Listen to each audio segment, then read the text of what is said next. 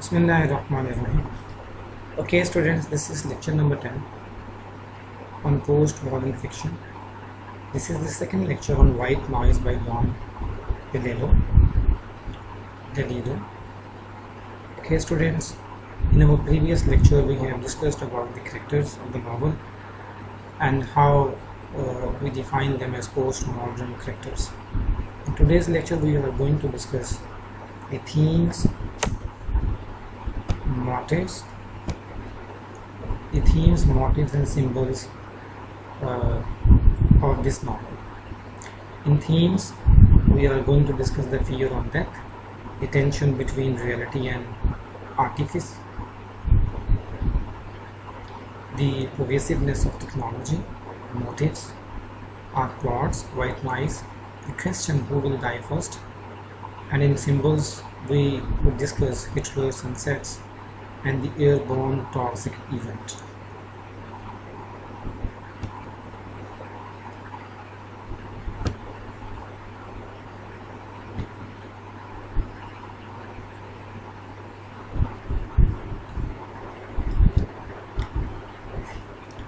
Okay, students, themes are the fundamental and often universal ideas explored in a literary work. So, the fear of death is the first theme of the novel.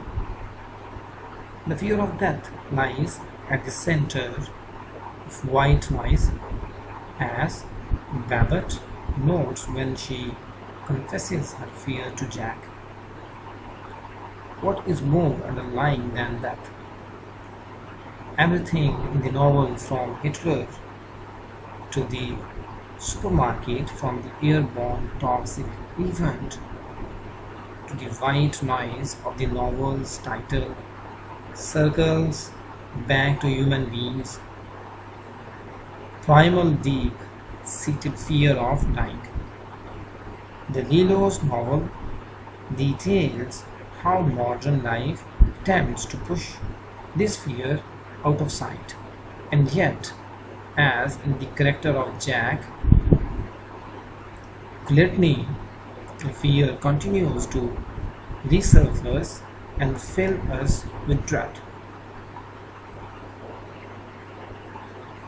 Students, different characters in the novel approach death in different, often contradictory ways. For example, Jack approaches it with terror. Students, Heinrich faces death dispassionately and analytically. Murray sees death all around him and remains continually fascinated and engaged by it. However, Winnie Richards notes that death adds texture to life, while Jack and Babbitt would give anything to avoid it. Students, Jack and Babbitt speculate that that might be nothing more than an eternal hum of white noise, detached bytes of data, garbled, gibberish, and meaningless sounds, all vibrating at an equal frequency so that nothing in particular stands out and everything remains potentially significant. However, this description would also apply to Jack's life and to white noise in general. Students, while there is a general plot line in the novel, the bulk of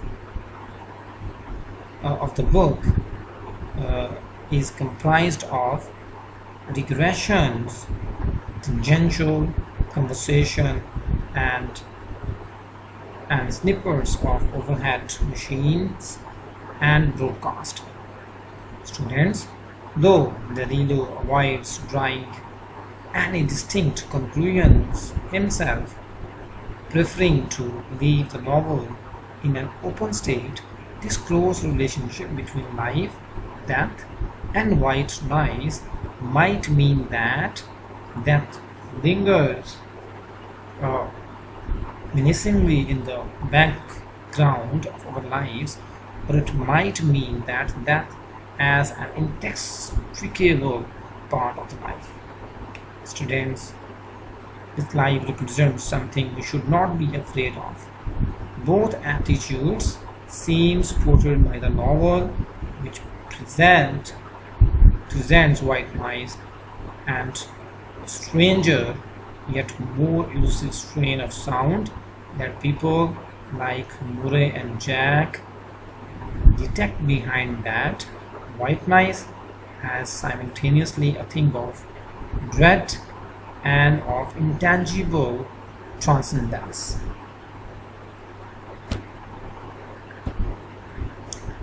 Students throughout white noise, the authentic and the artificial often blur together, and substance seems interchangeable with surface.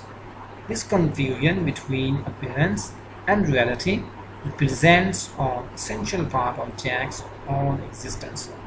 Although Jack has created a vulnerable professional persona for himself, he remains painfully aware of the total fabrication of this character.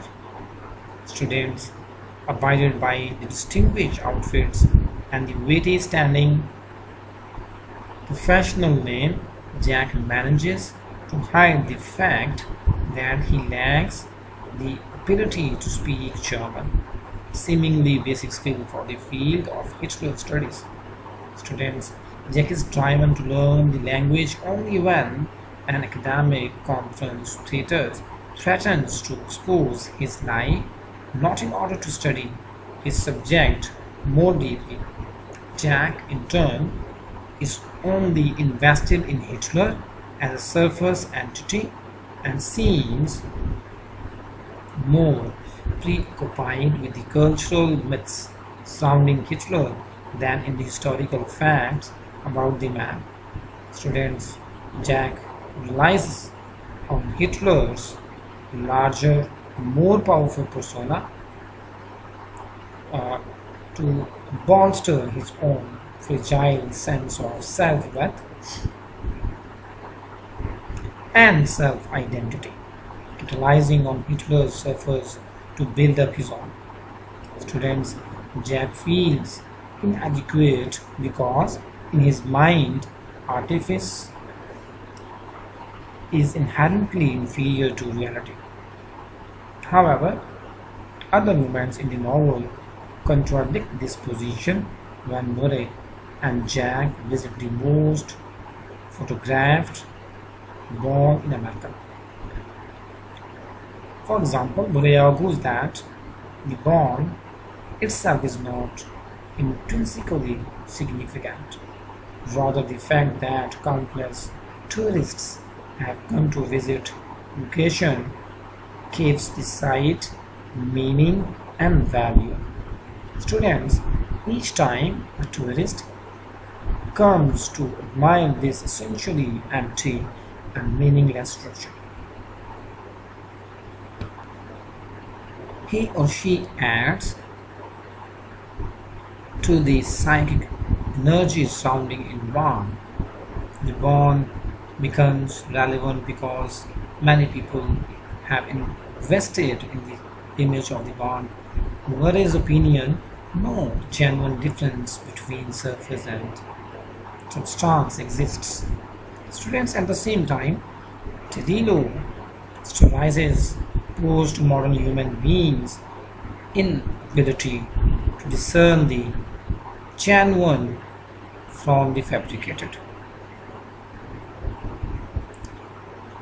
The simulwork or simulated evacuation is perhaps the most extreme example of the tension between what is real and what is artificial. For simulwork, real events such as the airborne toxic event, which was itself caused by a derivative of an original chemical, are used to prepare for later simulations, and later simulations are used to prepare to other simulations. Students, in this environment where technology allows for endless duplication, it becomes increasingly difficult to certain where reality ends and replication begins.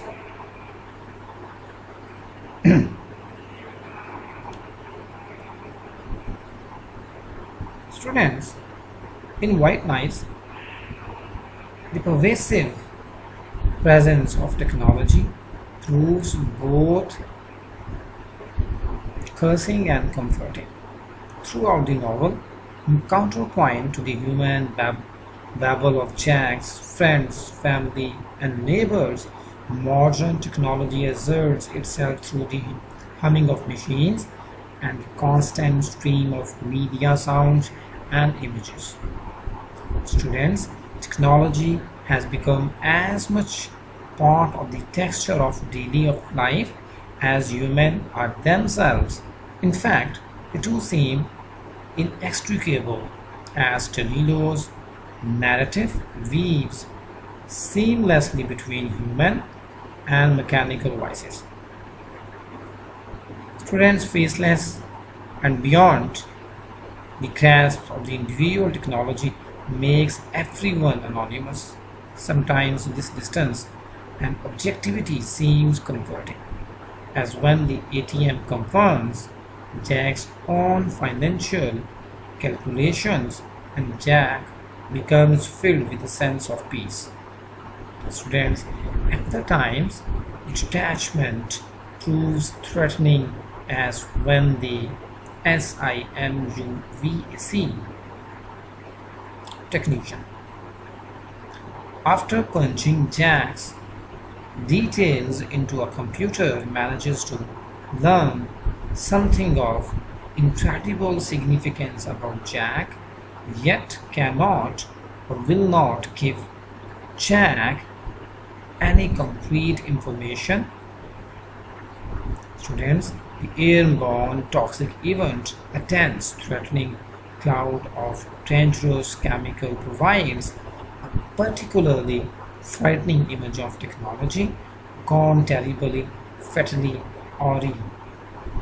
Yet even this seemingly overt symbol of technology's capacity for destruction proves more complex than it first appears, as the airborne toxic event paradoxically causes the most beautiful sunsets the region has ever seen.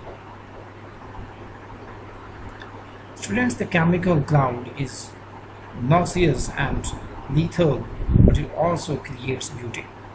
When Steffi numblers Toyota Celica in her sleep, similar tension is being evoked as a cross-class marketing term becomes transformed in Jack's eyes into something mystical and beautiful. Students, the phrase which seems to represent cold, mechanized modernity ends up expressing something primal and deeply human.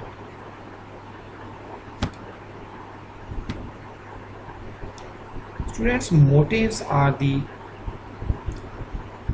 recurring structures, contrasts, or literary devices that can help to develop and inform the text's major themes. So, the first motive of the novel is plot. Early in the novel, Jack states that all plots tend toward death. Jack repeats this simple statement several times throughout the novel, and it serves as a structural guide for the narrative. Since Jack is afraid of death, it seems logical that he would avoid plots, and indeed, the story he narrates seems to meander.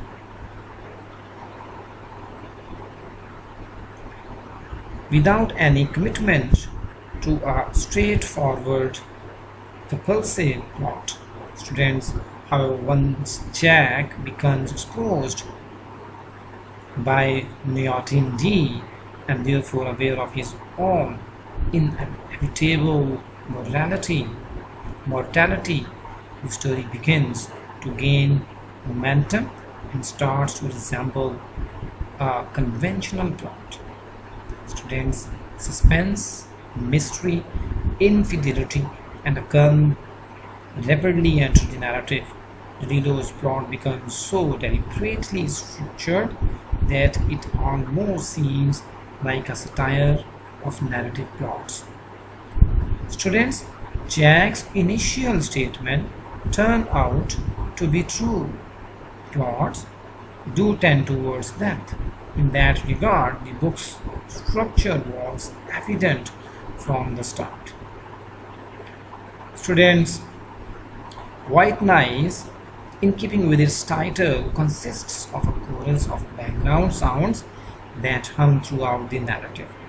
The traffic hums, Babbitt hums, the supermarket is filled with endless sounds, and commercial and fragments of television shows continually interrupt the narrative.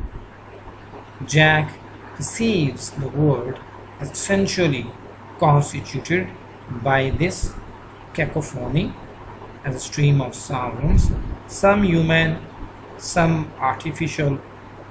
Students Jack and Babbitt speculate that perhaps that is nothing but an awful endless stream of white noise, and so white noise filters into the narrative and becomes part of it, just as that becomes part of nearly every conversation had by the characters. Children, these noise are not simply the background sounds of life, they are part of life, the very substance of which our days are made.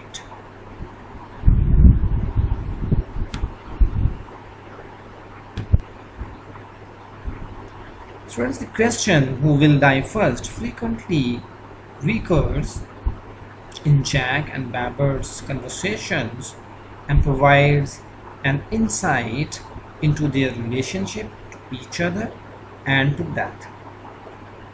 The questions enters both the narrative and their conversations abruptly, and it further puts the idea of death into the story.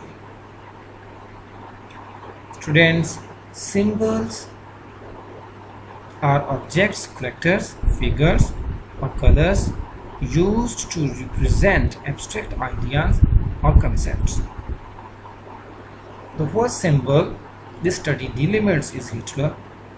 Jack's interest in Hitler as a historical figure relates only tangentially to the historical man Adolf Hitler and the genocide and the war he instigated.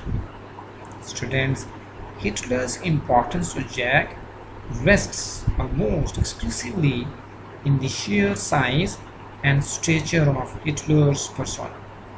As perhaps the most hated and feared figure of the 20th century, Hitler has spawned a myth larger than life, and as Murray notes, larger than that. Students, the name Hitler invokes the Holocaust and the massive destruction caused by World War II, rendering Hitler the man a symbol for death and devastation.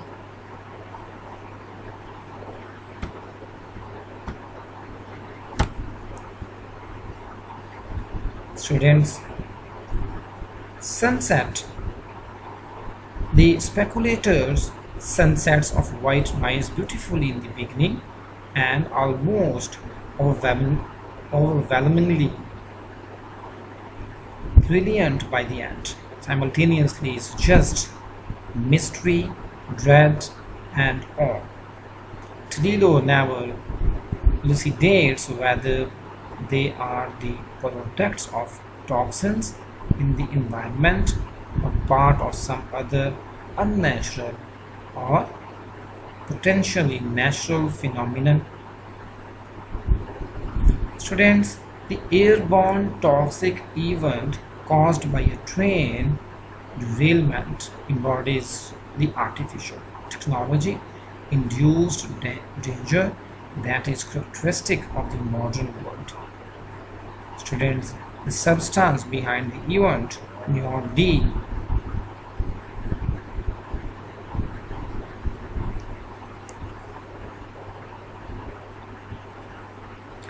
is a derivation of an original chemical, suggesting the tangible potential of mechanical replication.